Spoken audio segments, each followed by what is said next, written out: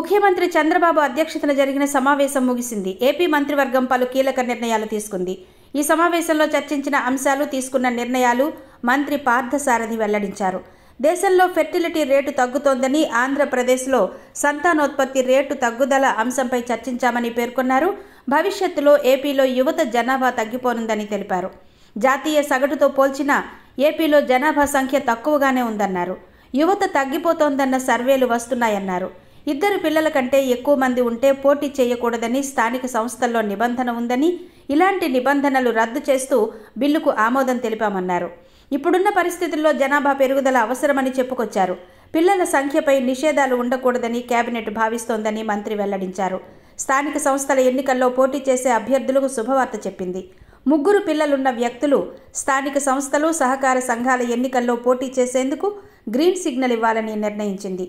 ఇంతకుముందు 2 కంటే ఎక్కువ పిల్లలు ఉన్నవాళ్లు పోటీకి అనర్హత అనే నిబంధన ఉండేది.